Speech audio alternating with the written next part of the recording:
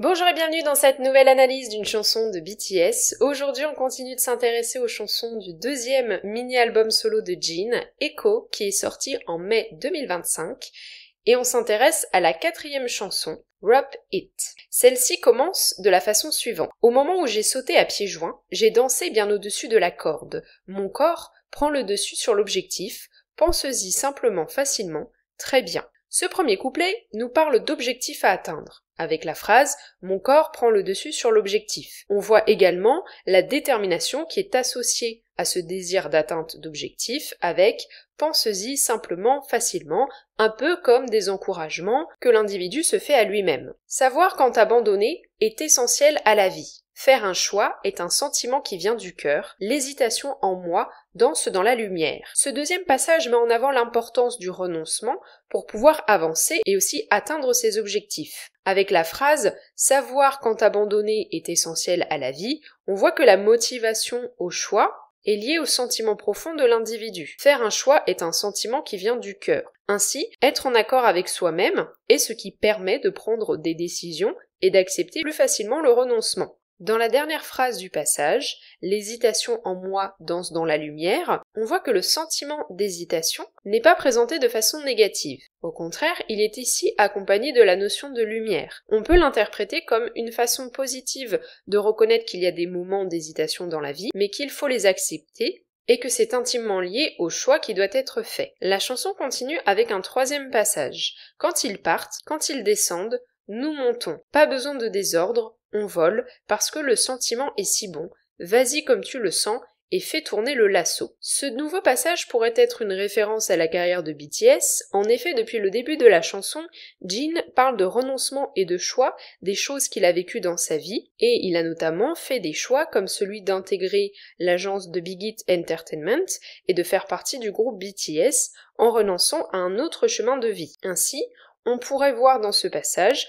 une mention à l'ascension de BTS avec « quand ils descendent, nous montons, on vole », donc qui serait la résultante de ses choix de vie et donc de ses renoncements. La dernière phrase du passage se termine sur la métaphore du lasso et fait tourner le lasso. Cela permet d'exprimer l'idée d'attraper quelque chose puisqu'en effet le lasso est une corde avec une boucle coulissante que les cow-boys lançaient sur une bête pour la capturer et justement on retrouve cette idée de corde dans le passage suivant.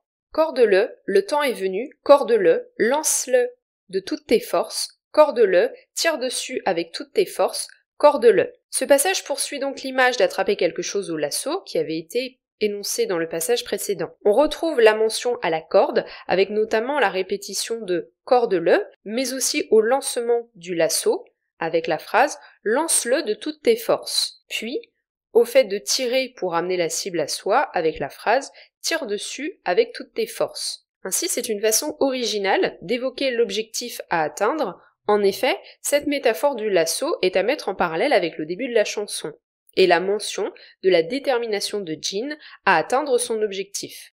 La chanson continue avec un nouveau passage.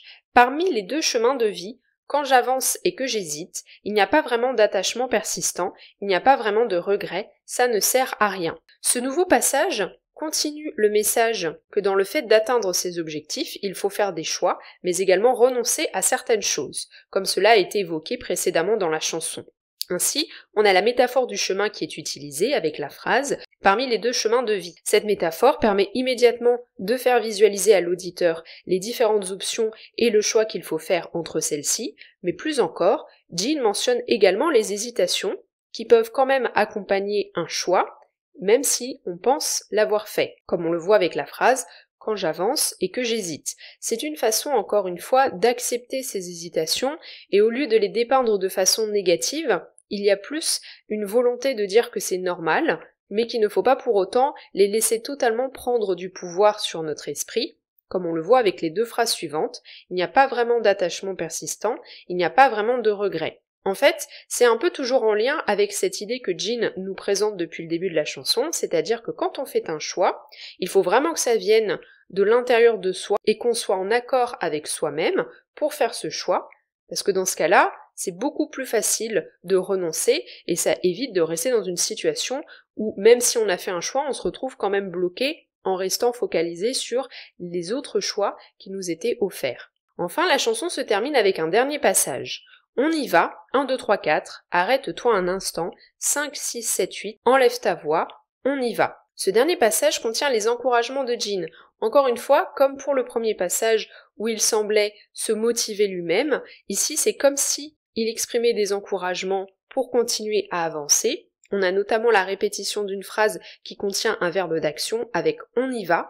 Ça permet de renforcer cette idée d'avancer et donc implicitement cette idée de choix. À noter qu'on a également une injonction, enlève ta voix, qui peut être une référence au fait de faire taire les hésitations qu'on a dans sa tête, qui surviennent lorsqu'on a un choix à faire et qui sont en lien avec cette idée de ne pas se laisser bloquer par ces hésitations, mais d'accepter de renoncer et d'avancer. En conclusion, avec Wrap It, Jin nous parle d'objectifs à atteindre, des choix et des hésitations qui sont liés à cet objectif, tout en véhiculant un message positif. Il ne cherche pas à rejeter les blocages et les hésitations qui surviennent, au contraire, à ne pas les laisser prendre le contrôle et à s'abandonner à ce renoncement, pour permettre le choix et l'avancée. Ainsi, le titre de la chanson, Wrap It, fait référence au fait de prendre quelque chose au lasso et permet d'illustrer que c'est l'individu qui est dans le contrôle et dans l'atteinte de son objectif, avec cette image d'attraper et de ramener quelque chose à soi. J'espère que cette analyse vous aura plu, n'hésitez pas à me dire ce que vous en avez pensé en commentaire.